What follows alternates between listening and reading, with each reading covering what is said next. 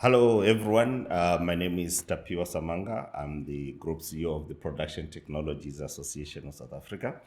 The Production Technologies Association of South Africa is a grouping of companies that are in the tool, die, and mold sector. Sometimes we add special machining and assembly systems. This is one of our episodes on our hashtag No Manufacturing Without Tooling series, where we are promoting the tool, die, and mold sector in South Africa, in the region, in the SADC region, and in the whole of Africa.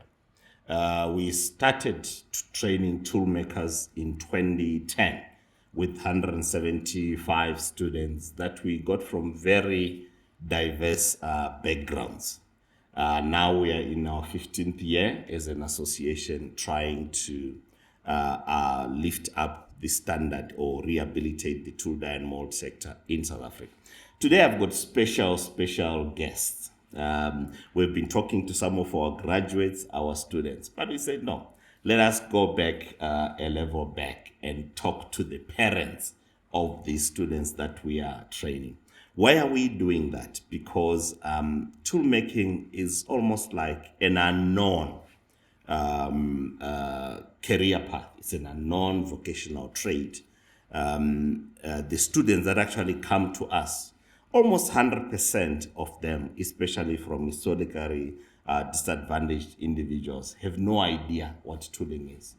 And when I talk to them, they also actually tell me that it's even worse with the parents. So now I wanted to find out for real, where are we with the parents now? So I've got with me today, they will introduce themselves, Mr. Mutimunye, Mr. Malapane, and Mr. Sigauki from different intakes of our graduates.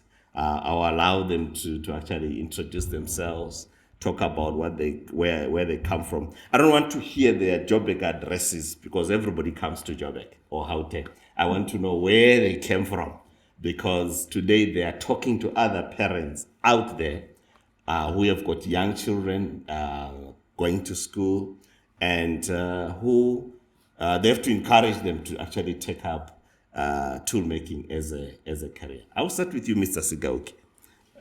Maybe you can introduce yourself. No, thank you, Mr. Tapiwa. I'm Mr. Ben Sigauki, and then originated from far north in Guyana area. I was born there, grew up there, attended primary school at Hipambukile Primary School, and then moved on because of things that I couldn't say now. But then I have to move from Guyana to Tzanini, in the place called Mangweni. That's where I started attending my primary level also. I was in grade 7 in Gawaza Primary School, and then I moved to Pangasasa. And then I stayed there for some time. Then I had to come to Joburg, where I'm staying now in Hammanskraal, in a place called Bosplas. That's where I'm in now. Your profession? My profession, I'm a teacher as a profession. Okay, you're a teacher. I've attended my teaching profession at Mkhuhlu in Bushbuck Ridge. Oh. Yes, I called it Oshani College of Education. That's where you trained that's where I qualified as a teacher. Yes. And then you were now teaching in Hammanskraal until you retired. Yes, I was now teaching in Hammanskraal, teaching mathematics. Oh, good. For my time in Hammanskraal, I was teaching mathematics. Teaching mathematics. Yes. So we can now see where your daughter gets the mathematics talent from. Yes, I hope so. Yeah. Okay, I hope Madam will not contest that. Mr. Mutimunye, to you. Thank you, Mr. Tapiwa. I am Johannes Mfundisi Mutimunye. I was born in Niger. My father moved us to Hammanskraal in Temba. That is where I'm situated. By profession, I'm a teacher. I've been teaching technology, English, art and culture. That is what I was doing. but I'm currently on pension. Retired as well. Yes. Technology, you are teaching technology. What is that? Technology, to be precise, is the use of skills and resources to solve different problems. Different problems. Okay. So again, now we can see maybe where Charmaine gets the toolmaking mind. I hope Mama will not dispute that and claim that it's actually her. What does she do actually? Actually, my daughter was in the intake of 2018. Yeah. She was supposed to finish, I think, 2022. Yeah. But because of COVID, Yeah. they had to stay the whole year at home. But she completed, after completing, she got an employment at Silverton Engineering. While she was busy working there, she got an opportunity to go to Italy. She's now based in Italy in a company called Luvos. So she's appointed for a period of 1 year. We are hoping to see her by June. By June. Yes. No, you need to get used to not seeing her. This is what PtSA has done to you. Yes. Your daughter is now international. Yeah. Baba. Mamese Zakaria Malapani, 55 years old. Maybe I'm one of the youngest parents here of Simon Malapani. Yeah. Originally, we are coming from Mankweng, Amamabolo, at Hamadulad village. I grew up there attending school at Kata Primary School and went to Solan High School. When I grew up, I wanted to be a police because when you look at me, I look like a strong man, tall, and then I have all the qualities. Qualities to be a policeman. And secondary, I wanted to be a teacher, of which I am, yes, now a qualified teacher, but I've never stand in front of kids. Children. You know, but I'm a nursing teacher now. Oh, okay. Even though I'm not doing it every day, but I do qualify for that one. Then I wanted to become those things. But none of that materialized. I failed to become a police. I was not called, even though when we arrived there, we were called. You stand there and there was They were checking the height. Yes, and then I qualified, but I didn't get any, maybe because we didn't have phones, we didn't have, anything to call us. We have to wait for the telegram, never came, all those things. It was difficult. Then I passed my matric in Solan High School and I have no choice. I have to come to Silverton to stay with my mom. And she was working as a domestic worker in Pretoria. And this is where I stayed with my mom looking for a job. And fortunately enough, I got a job at Vescopis Hospital as a store assistant. And then I worked for a year. After that, I became a security for 8 years, and after 8 years, the hospital took me to nursing school, nursing college, ASG Lawrence, and this is where I passed my diploma there.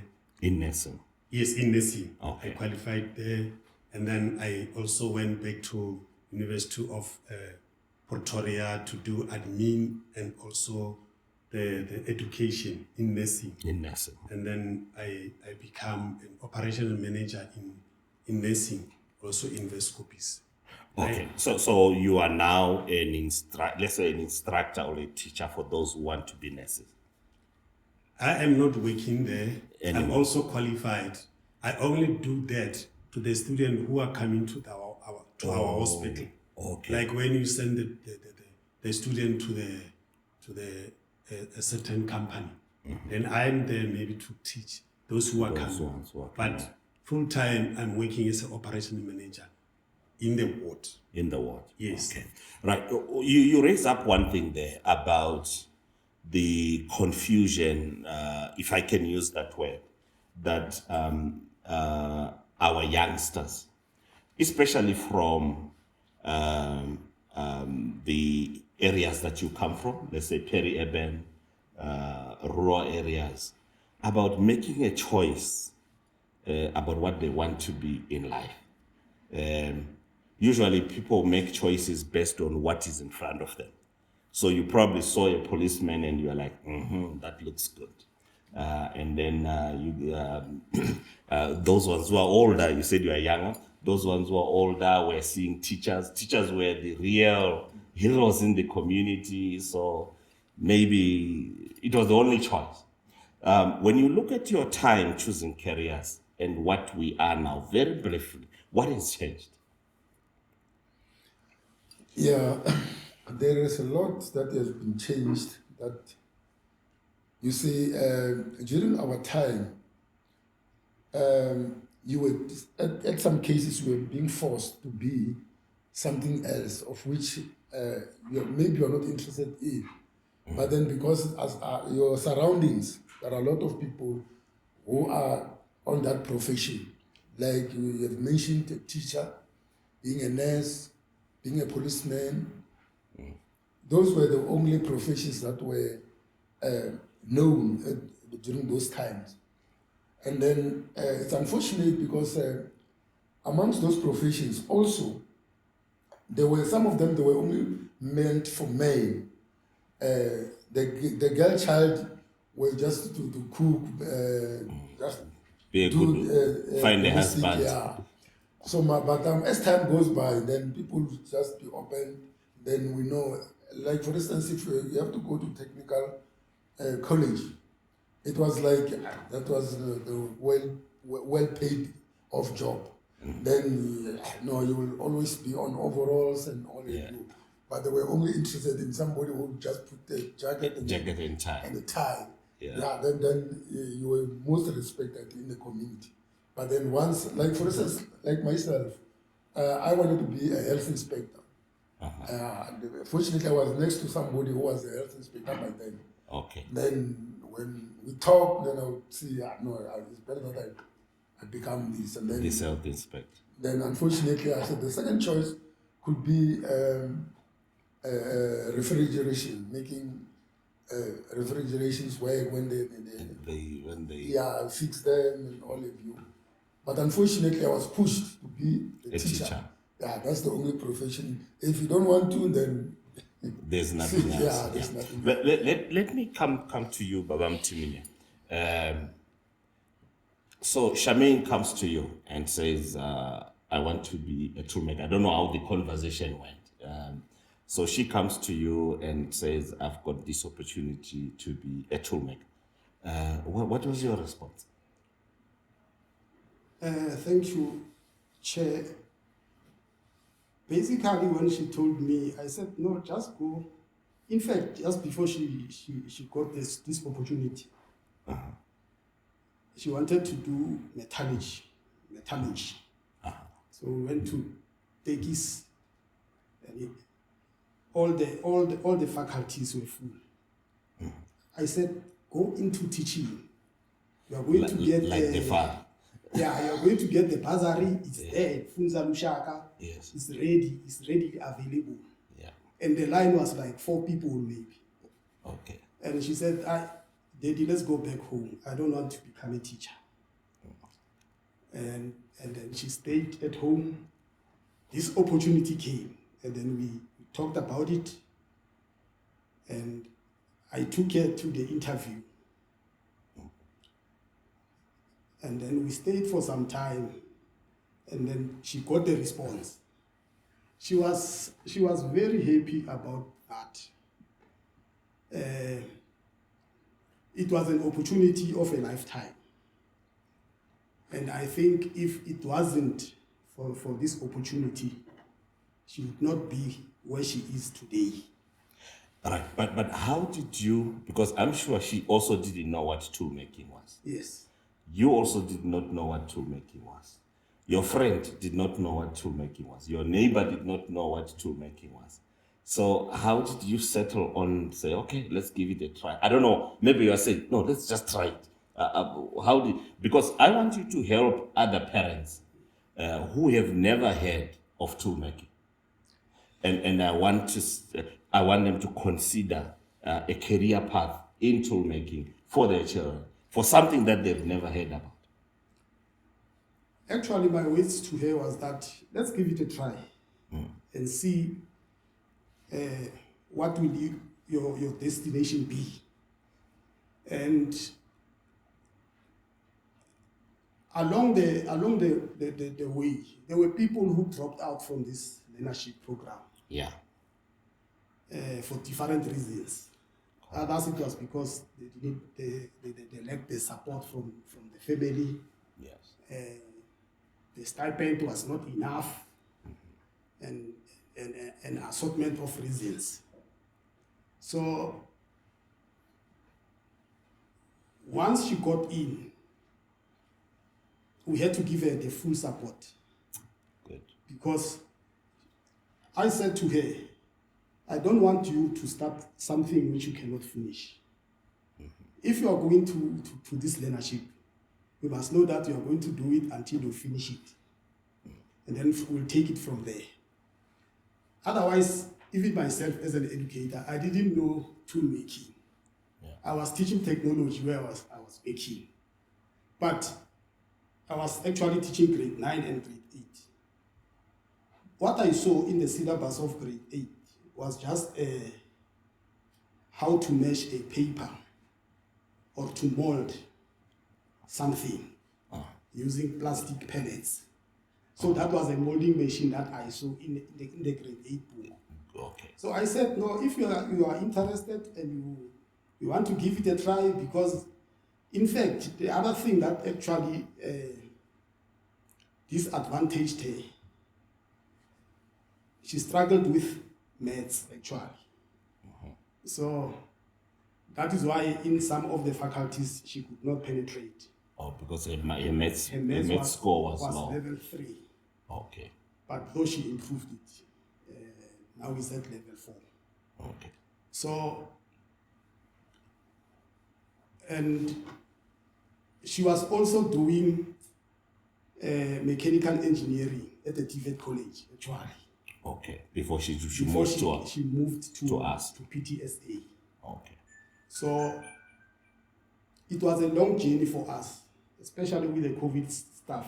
Yeah. It was very, very, Very long. difficult. But coming to you, sorry to Mr. Malapani. You say up to now you don't even understand what your son does. But now he's one of our graduates that have started their own companies and what they're doing. So when you are talking to your friends, whether it's at church or your relatives, and you are talking about what Simon does, what do you say? You know, yesterday when I was arranging to be here, when I was talking to my manager at work, then he said to me, what is your son doing? Yeah. Then I said, I don't know. He said to me, you are going for an interview, going to tell the world that you don't know what your son is doing. That is embarrassing. Yeah. And you want me to give some days to go out there to tell the people something that you don't understand. And my answer is still yes, I don't know. Okay. I sit down with him. All what I know is all this metal sitting in front of us. Yeah. He will come and say, I'm the one who did this. Yeah. You know, from the beginning, after he passed his matric, we had a lot of things that we think he can be. He didn't know about this. You know, to be honest, he's the mom who saw this program. Who is the mom? The mom saw the program, the advert. Okay. And the mom said, my son, can we apply this for in case? Okay. And then they did it for in case. And then after passing matric, he went to University of the North, Limpopo. He waited there for 2 days, going there, coming back, you know, looking for a space. And he came back without a space and he was disappointed. And the day he came back, the following day, it was the day that we have to take him to Nexa for this program. Oh, okay, for all right. Then he took it, he didn't have a choice. All right. And then we said, we cannot stay home without doing anything. Why don't you try this? But from the father's side, then I think, oh, my son is going to put on overalls. Yeah. I'm the father who's always putting on a white shirt, White you know, shirt. all those things. You know, then my ambition, you know, I said no, but let me take you there and see. And then I took him there myself. First day when he came back, he said, Dad, I'm going to stay there. I'm not coming back. Forget about looking around for Anything else? I said, no, you can't say that. I said, you only go there while still looking, maybe for better. because you've got you passed your maths very well. You know, Yeah. did well with maths. Yeah. Unfortunately, I failed maths in Form 3, grade 10. You failed maths. Okay. Yeah, So it's the mother who brought in the maths. Okay, fine. Yes. We can live with that. Right. So what I hear is this is a trade that you did not know. In very simple words, with what has happened now, as parents, do you regret? No, no. I, for one, I don't regret because I know this continuous learning, this challenging, unlike sitting on one place and then pressing the button or doing whatever. Yeah. So you mentally were growing because we are making that and then making that. And when Benita told me what they are doing, I was like, oh, it's a good thing because your mind will always be occupied with something else new, other than with mine when I have to teach one thing every day. Every day for 40 years. For 40 years teaching one thing. So one thing, it's challenging. let's maybe talking about Benita. Benita is just, your daughter is just, she has not even finished. Yes. There's still one or two things that she needs to do, but she's already working. Yes. She already has got a job offer, and probably there could be other job offers that are going to come around. Yes. I'm sure as a parent, one of the things you're always wondering is, will my daughter or my son, my child, get a job? Yes. And employment is very high. Yeah, youth unemployment in South Africa, some numbers put it up at 50%. So what's your feeling just to know that she, before she has even finished the course, she has not even done a trade test, she already has a job, she is working, she can choose jobs. How Yeah, no, I'm feeling very much happy about getting a job even before she could finish a career path. To be honest, I was shocked when she was about to complete a career, because she told me, "Hey, Daddy, I'm getting almost 4 or 5 offers." And I said, "Is it possible these days that that people can get? you can offers from all over?" And she said, "No, I'm just surprised also. Yeah. But then I will have to choose then. Which one to go? Yeah, which one to go?" So it's not correct that there is unemployment. It's just that the jobs that are available, you are not suited to them, maybe.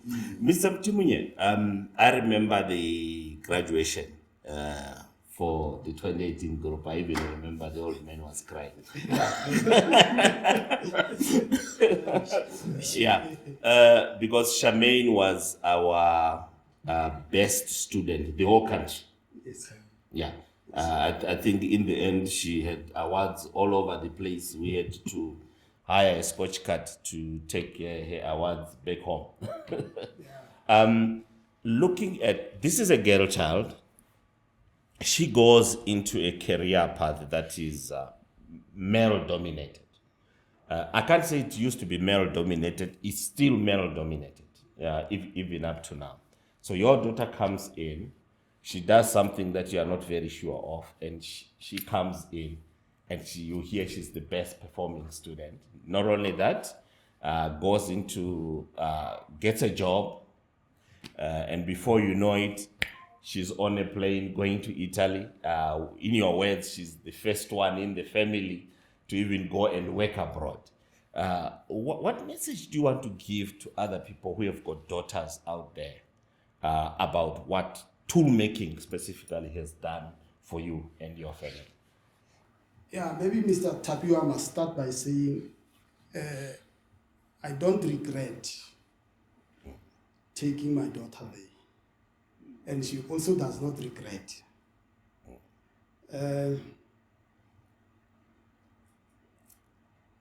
I think we need to advise the parents that all the professions are open to everyone. It's not like if you are a girl child, you can't do this. This is male dominated. You are not allowed to get into this profession because you are short or small in size. But we need to encourage parents. And the other thing that I also need to mention, Mr. Tapio, is that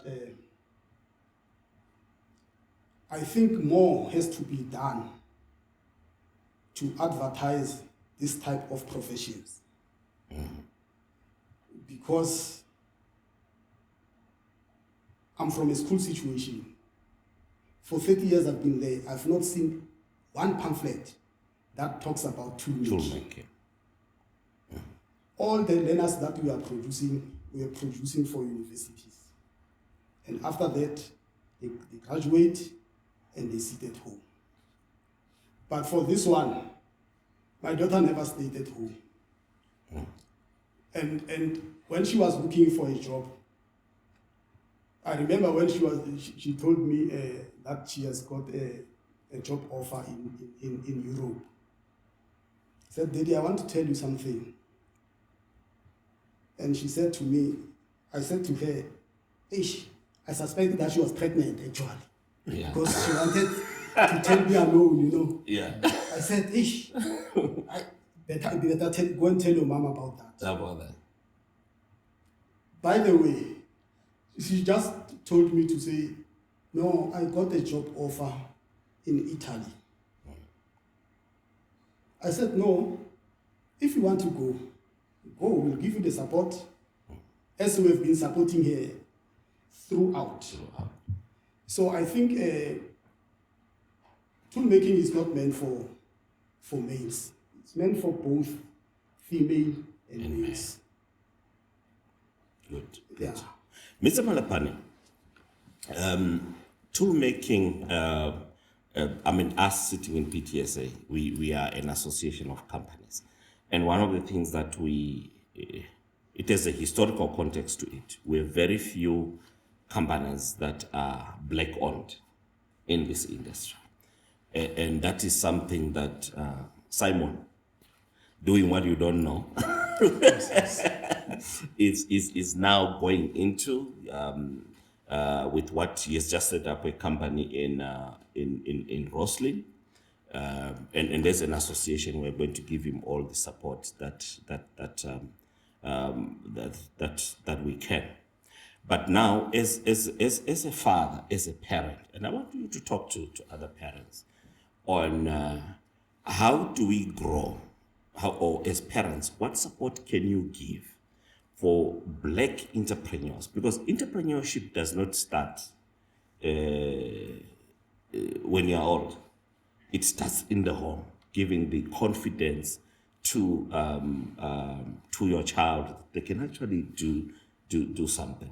So when we look at your son and the company that now he has formed, Simon really never stayed in work for a long time. He was always trying to do his own thing, and among our graduates, he's really one of those that really want to do. So as a parent, what advice can you give to other parents in terms of growing entrepreneurs, not growing workers? Like Mr. Mtuminye, he wanted my Charmaine to be another teacher. Thank God she refused. Thank you very much. You know, it has been difficult for me when it started. Because I didn't know, even now I don't know. But this does not need the people with a microwave mentality, where you want to cook now and eat now. I heard one of the parents saying the statement was not enough, looks like it's not enough. Then I just want to go out there and tell the parents, when you come this, don't come for a statement. Come for a career, for lifetime. When Simon started, I didn't know what was Simon doing. And after he completed, Simon was busy for nothing to me, because I don't know what was he doing. He was talking And to the maybe people still asking every you, day. and maybe still asking you for money for airtime. You know, every day he was on a computer talking to the people, every day making my home as a beautiful office through the computer, you know, all those things. Yeah. I'm doing interview, Papa, don't make noise. Then I become, you know, in my house, I was restricted. Yeah. And later he come back and say, Papa, I'm running my own company. Then I was worried. I said, no. How are you going to find that? Because you never asked me even 1 cent, though I don't have even 1 cent. Where do you get money? And then are you not going to put our asset in trouble? All those things. Maybe your house had been, My house is in trouble. All those things. Had been bonded. You know, it's in trouble. Then I said, oh, let me give it a try. Then he come back to say, I do have people work for me. I haven't seen even one of them. Okay. But I can see, to be honest, Simon doesn't sleep. Okay. Someone is forever busy. That's the sign of an entrepreneur. Yes, and this is what makes me worry, because I'm a nurse. Then I say to him, you cannot work around the clock. You must also have a rest. And then he said, Papa, the people who are making money doesn't sleep. Then I kept quiet and say, okay, I'll see. Even now, I'm still You're worried. still grappling with. Yes, because, you know, as a young father, I thought, you know, Simon is just like my brother. Even when people come home, even the mother, at some stage, when she come home, when he's talking, she thought maybe the father is home. Yeah. Because, you know, Yeah. then Just like. I treat him like my brother. But the language that he's talking now, it's a different language. I don't even know the language. Okay. And, you know, I developed some interest because, like the teachers just said, they've been talking one thing for 30 years, talking about the same subject. You end up going to the classroom without your notes because you know what to do. you know what to say. But with him now, at least he's always telling me something that I don't know. Yeah. Then I learned a lot. Well, you know, I was supposed to be at this point in time, knowing whatever I'm doing at work, coming back, you know, everything fine. Now I have to learn Simon's things. Yeah. Even, you know, I can tell you the secret. Simon is also teaching his 4-year-old son. Okay. Already. Yes, he plays to work. When he plays, he's doing something. The language that he's talking, that young boy, Yeah. he's talking about cars, fixing, Yeah. fast cars. He want to fix. Yeah. Then I'm not that person. Then he always run to his gogo and say, can you fix this car for me? Yeah. And then when you fix it, he become happy. And, you know, Yeah. then I realized there is a new language in my house. Then I have to adapt. One of the things that we are battling with, and for us in PtSA, that's what transformation is. We look at transformation differently. That transformation is actually empowering, giving the person power so that they can actually do what they need. It's not like just saying, okay, there's a company here, come, we're giving you 50% shares. We don't believe in that. We believe that you should empower the person, and then the person can actually start to build something. And one of the things that we have seen, especially in this area, is that we don't have the knowledge from generation to generation. So we are building a new generation of industrialists, which is why I'm saying I hope Charmaine will start something soon in Italy or come back. Benita has just finished, your daughter has just finished. It's good where she is, but very soon we would want to start training them to be business people. Because going back as teachers, maybe the only business was for you was to then start your own school. I don't know. if you could. But we now want to make you ambassadors of toolmaking, to actually go out there and sell out to the world that there is a career path like this for toolmakers. It's not easy to train a toolmaker. I was just sharing that it will cost about 420,000 rands today for you to do the 4 years. But still, there are parents that can afford that, but they don't know. So let me ask this. With what you are now seeing, if you had the money, would you have paid 420,000 for you to train your child? Yeah, it will be, to me, it will be, If you had the money. yeah. Yeah. But for now, what I'm seeing now, Yeah. I would have paid it, maybe double of it. But before I knew what was To make it. then No. I wouldn't, because wouldn't I pay. would say, no, what is this? And then I would like to understand what is Yeah. it. So, but then when Benita comes back and said, Papa, I've passed the interview for toolmaking. For it, yeah. Then I said, well, it's fine. Let's just give it a try. And right. see. Yeah, but then, like you're saying, there are a lot of parents who could afford. Yeah. But unfortunately, they don't know there is these things. So what I would suggest is, how can we bring these ideas of tool making to our fellow brothers and sisters? That this is the way to go, without doubting. It's very much fortunate because with us, we didn't know, but we gave it a try to say, no, other than sitting at home, just do something. And then here we are today. No, we are happy about what is. Because we only heard about engineering that is done by our counterparts, not with us Africans, long before. But now we can see. So the only way to go is, how can we motivate our fellow brothers to say, this is the way to live? I don't know how, but if we can work it out now to say, no, Not before you go. As you go out, I'll give you papers to go and distribute. And tell people that, there is something like this called toolmaking, and your daughter can actually do that.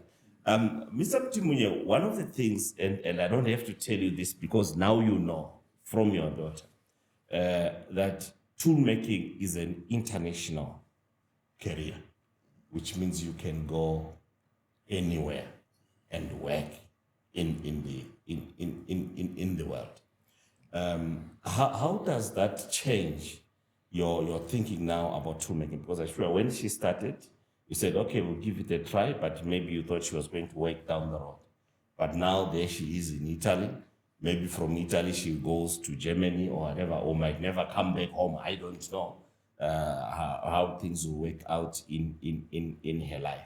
Now with the knowledge that you have that this is an international career, and I would have said to you, let's work out, pay me 420,000 rands.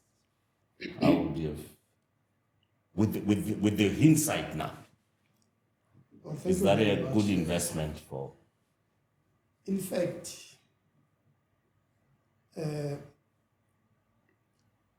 educators, teachers, nurses, policemen are struggling with university fees. And NSFAS is refusing to assist.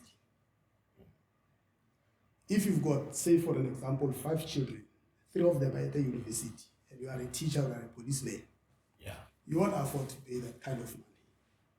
In fact, I also would have had a problem of paying 420,000 over 4 years. over 4 years. So I think it is important that we allow these learners to fly free, to go and do what they know best.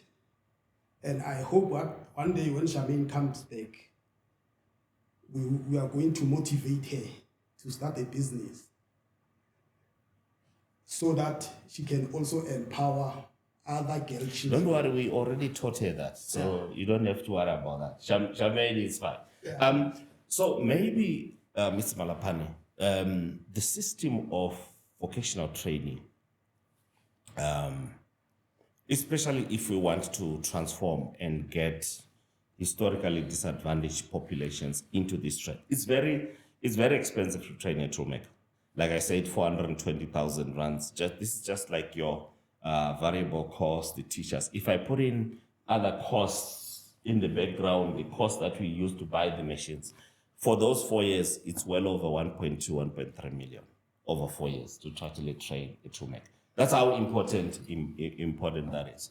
If you were, let's say, talking to Mesita, NEFSAS, as you've said, National Skills Fund, or you had the Minister of Higher Education before you, and you want to promote, to say, please support this, what would you say to them? I just want to start by saying we need an agile mentality. Like I said, we don't need a microwave mentality. And I was happy to hear the fathers here who have moved away from the helicopter mentality.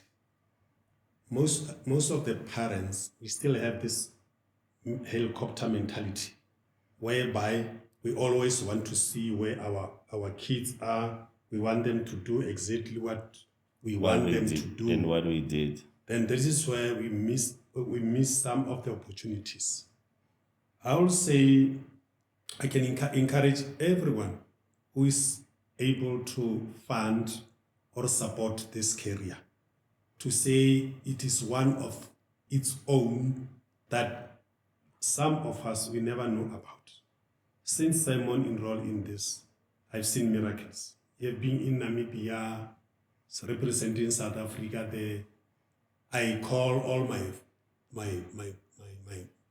my friends to watch the TV because they were competing, even if he was beaten by the guy from Ghana. I saw my son on TV. For the first time? For the first time representing South Africa. You know, this is where my eyes were open to say, I have no choice. I have to go out and tell the people that my boy, the one who is wearing overalls every day, overalls is bigger than the suit that I'm wearing today.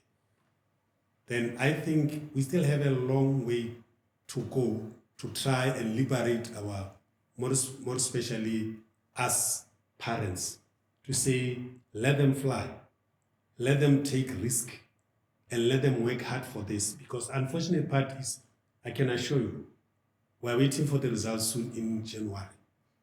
All parents who are going to get 4s, 5s from the subjects, they will all rise to the university. Yeah. If you can where tell you them failed, where Charmaine failed. if you can tell them about this program, yeah, I don't think anyone will listen to you. Yeah. Because the mentality of the Ambach school, it is still there. Only those who didn't make it, who are frustrated, who doesn't have a plan, will be the one to say, maybe let's try this. Let's try. That's unfortunate part of your this career of it is a let's try career, but it's vibrating. Then you also have a lot of work to do in order to go to the people and say, this is a new baby. This is a baby that everyone can embrace. And I think I will tell everybody who has got money to say invest on this. Yeah. I've seen miracles from Simon. I still don't believe. I'm still scared. Yeah, still scared. Of course. We'll talk to the mother and sure she has more faith than you. Right. Let's come back to, for our program, we want somebody who has done maths and science at matric. But the disaster is that our children in grade 9, they drop off pure maths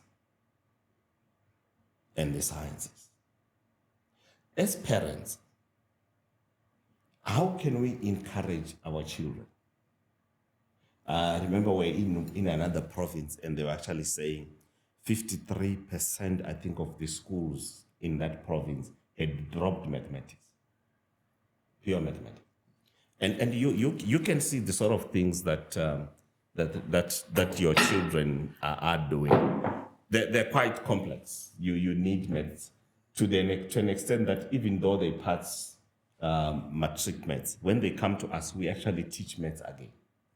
And even through their training, we actually teach them maths. Of course, now with applied mathematics, more engineering mathematics. But how can we encourage parents to tell their children, don't drop maths? don't drop physics, don't drop science. How can we pass that message? Because there are a number of kids that then come to us, but they don't have the maths and science. And we say, so, sorry, but the mistake was made in grade 9.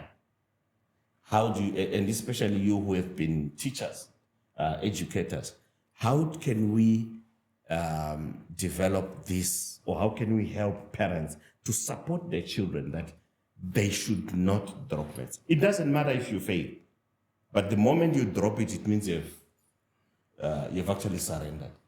How can we promote, we call them STEM subjects, science, technology, engineering, and mathematics. How can we promote STEM subjects in schools, especially in your peri-urban, the sort of schools that you gentlemen were teaching in? How can we encourage them not to drop STEM subjects? Yes, you see the problem with, it's a mentality, just like my brother has said, that has been implanted in our minds. It's not from grade 9, as you are saying.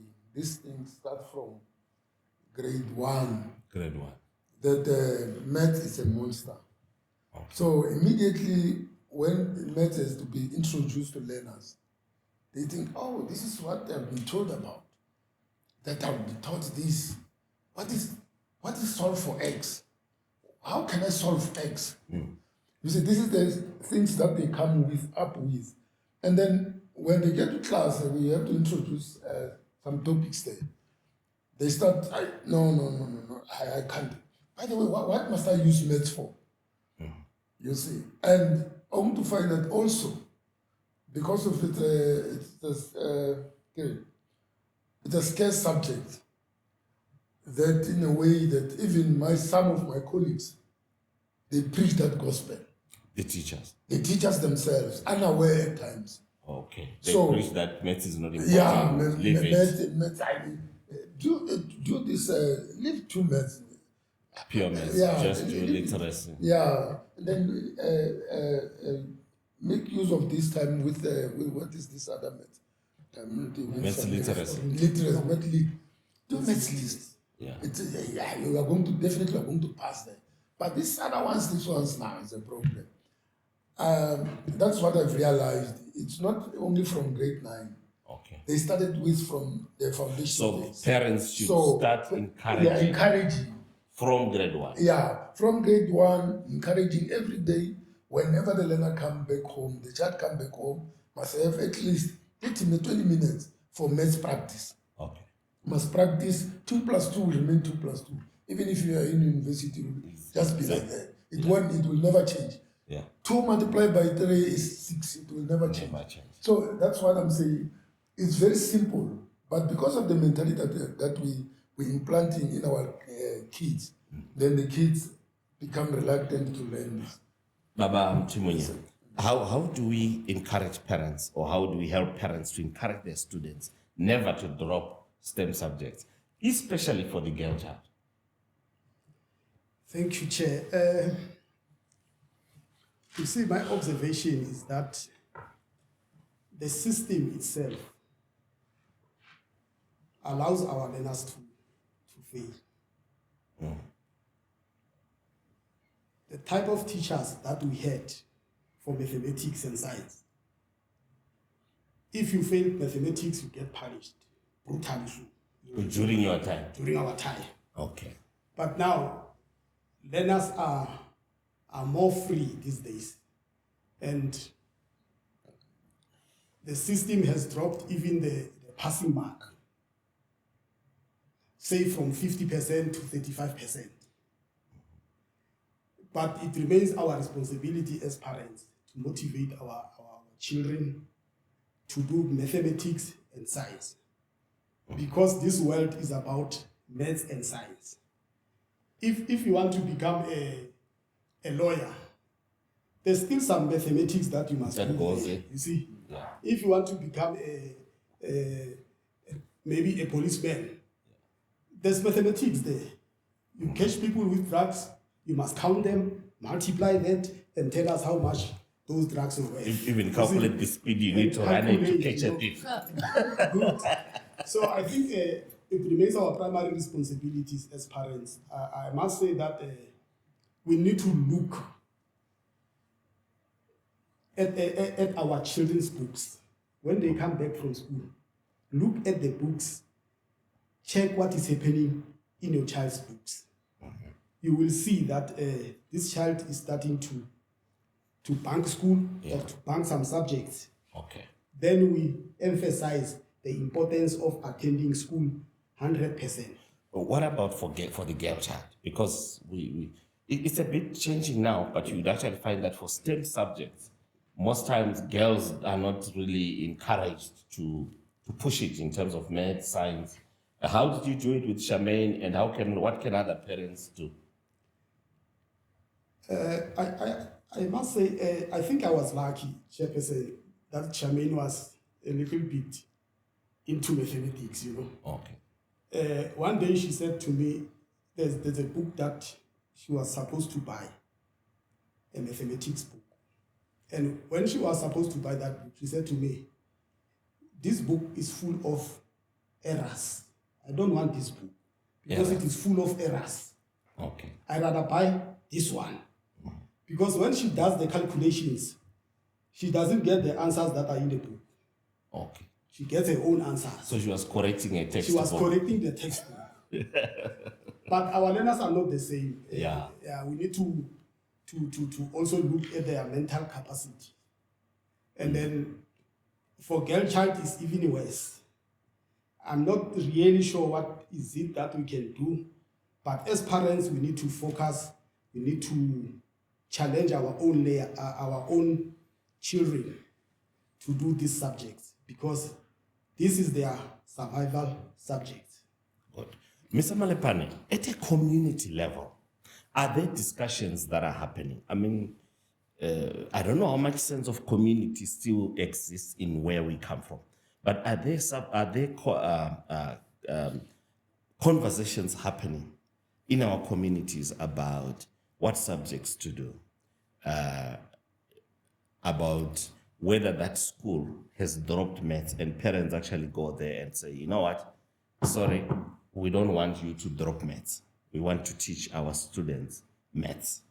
I've got a parent here who is even moving a child because of those stories. They wanted their child to do maths, and the area where they are, the school, he does not want to do maths. Are there conversations happening in our communities, especially in the Black communities? Is this a subject that you guys talk about, or it's up to the school and parents are not engaged in it? Do you talk about it in the home, at church, in the school committee meetings to say, for our children to actually improve, we need to teach maths, or we need to teach STEM subjects, or it's something that is not discussed at all? Everywhere where you want to talk about things like maths, things like good things in a community, you will find yourself alone. When you talk to the people, maybe in a community, you are saying, okay, I'm an African man, I'm coming from the rural areas.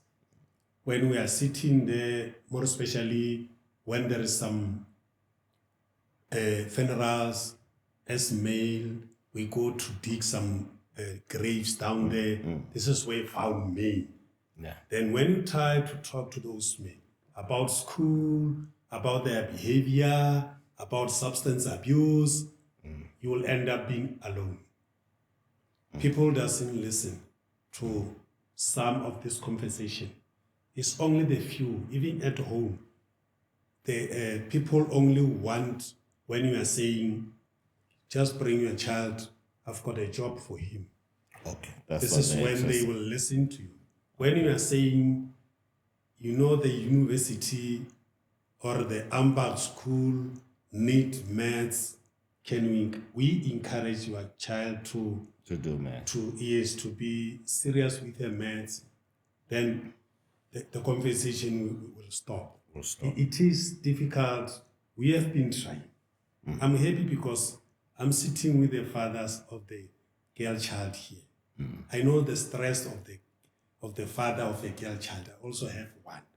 You know, one speaker once said, if you want to know the importance of 10 minutes, you must ask the father who is waiting for the girl child to come back home at night.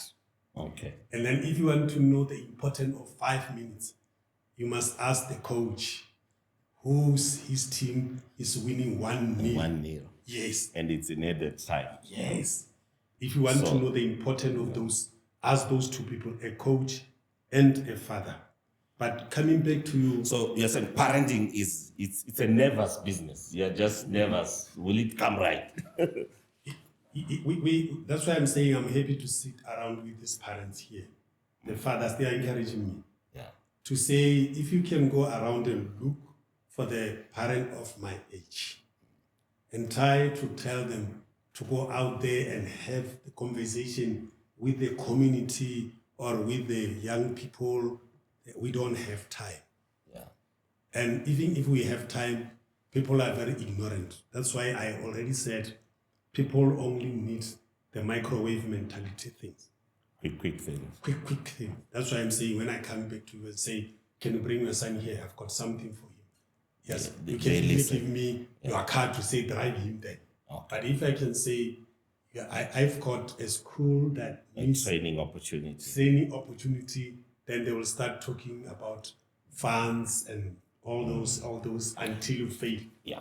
Finally, let's tool making affects a lot of things. It's involved in a lot of things in our lives. I mean, if you talk to your children, they'll with their eyes closed, even in sleepy mode, they'll tell you how we make this bottle or how we do whatever that they can do very easily. They can also tell you how we make cars and everything. Like Simon now is helping make fast cars, making bodies for fast cars. Very soon, the 4-year-old will teach you how to how to do that. Right. We build a country from families. We've got a challenge in South Africa that there is unemployment, there is youth disillusionment. Our youth are just angry, and they can fight at anything because they are angry. In many places, you actually see that they have no hope. And we can tell from the students that we have trained now that they've got hope because of what has been built into them through this course. Talking to other parents who are now very despondent or unhappy about the way things are in South Africa. What can we say about, let's say, trades, not just toolmaking, but this sort of career paths where people actually do things, carpentry, plumbing, we were talking about plumbing earlier, welding. And a lot of it now has got quite a lot of technology. These people use quite a lot of computers, programming, and which makes them to use, if you can use the AMA 2000 language, sexy. They're no longer dirty, like you're saying he was always on his computer. That's what it is now. But we look at it and see that we can actually build South Africa by focusing and developing this sort of career paths. As parents, what role are you prepared to play to say to your children, you know what? Life is not just about the piano and what. But we can work on these career paths and build our nation. Because this is how we know that countries around the world that have focused on this type of things have actually built up their countries. Jobs that's getting created, unemployment goes down, products that's coming in. As parents, how can we, especially you guys who came from teacher nurse, how can we encourage other parents? Says no, everything is not that bad in South Africa. My child, before they even finished school, they had a job. My child finished, they had so many job offers. They are now actually abroad. this is a conversation that is not in many families. In many families, people are huddled together, fighting over a grandmother's pension, old age pension. There is a lot of no hope, desperation in South Africa. How can we speak a word of hope to say, you know what, let's focus on these trades, let's focus on building our children, and we can then build a country. Sure. Thank you. I'm Mr. trying Chair. to make you a councillor or a politician now. Yeah, Mr. Chair. Sure, South Africa is faced with so many challenges. Like I'm from this background of being a teacher. Yeah. I had almost my day-to-day contacts with learners, with parents, and then it's always a problem, I would say. When having an interview with a parent, you could see the parent is not even busy with the learner, with the child, and then it's involved in something else. Okay. Like for instance, I've got a child who came to school, maybe not well dressed or showing sleeping, and then what? So now I will call the parent and say, "Parent, look, man, I've got this child. What's happening?" At home. So, this one, no. I've tried so many things, I've failed. So maybe when you will be able to help. So it's pushing the ball on your court To the school. to you, yeah. So look, I'm with your child. 6 hours or 4 hours. I don't have much time with your child. You are the one who could be involved. So we're saying parents should be more involved. Yes, that is what Parenting should be involved, Yes. engaged. Yes. All right. Parenting should get engaged with their day-to-day activities of their children, knowing where is my child by this time, and then it's so easy. I've been asking one of the parents the other day, I said, no, I've taught you 3 children. The other one is now in the university, and then the other one starts in the high school. The other one, the other one is coming now. But I've realized your children, all of them, they're different from the other children that I've taught. Yeah. Then what is your secret? What is are it you that you are doing at home? Yeah, because I want also to help the other children and Yeah. the other parents that are failing. I can't say they're failing because, failing. It's Well, listen, something they're else. struggling. Yeah, they're struggling. Yeah. So now this parent would say, no, it's easy. What I do, I've got a timetable when they come back from school, what they do, they go for extra lessons. Then after extra lessons, they've got so much time to watch TV, and then thereafter they must go to Their school. to schoolwork and then go to bed. Yeah. Then I said, is it easy? Just like you're saying. He said, no, you start from early age, then they will get used to. To it. Not to go to street, the room around the street when they come back to school from school. Mr. Mtimunye, we are a bit straight for time.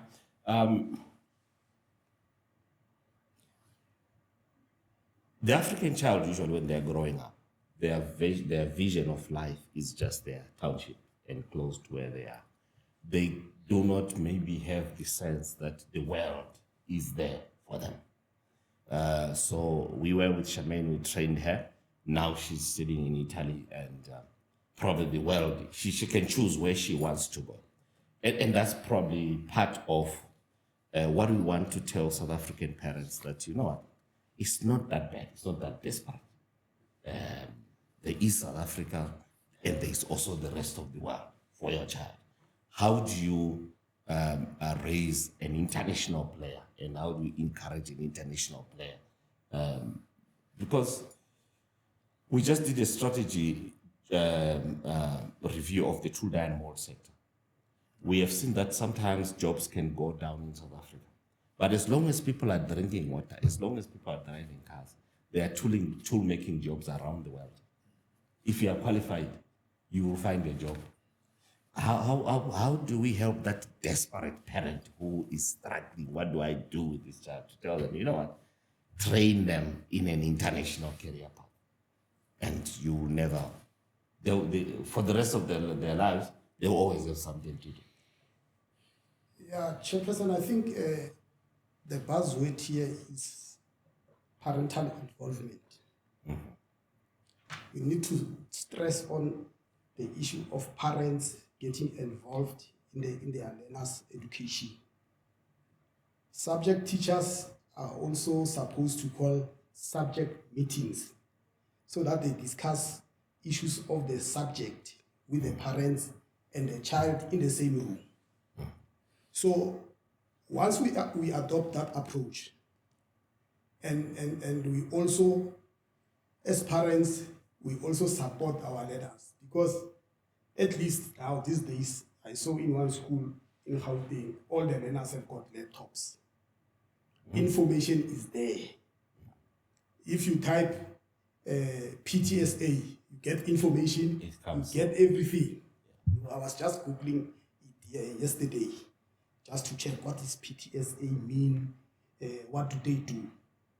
And if your child comes to you and say, I need a laptop, as parents, we need to, at least those who are on NSFAS, they get laptops. But your children and my children are not privy to that. As a parent, I must buy because my child is in the missing link. So whatever the situation, as parents, we need to support. I know that in the country, we are mainly, our problem is mainly that we are consuming. We are not producers. So we need to encourage our children to focus on issues of, what did I say? Production. So we need to take the means of production and distribute amongst these children. And how can we do that? By allowing them to enter in this type of trades. Mr. Malepane, finally,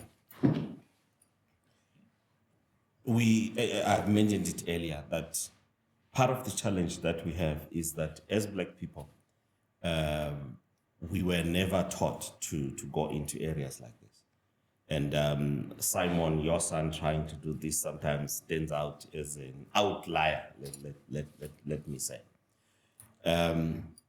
But what we want to do, or what one of the things that we look at is, if we have got more people that actually go out as entrepreneurs, that's developing products, stop things that are coming in, and start making them locally, like what Simon is doing. It means we create jobs. I mean, you heard him. He's now an employer, right?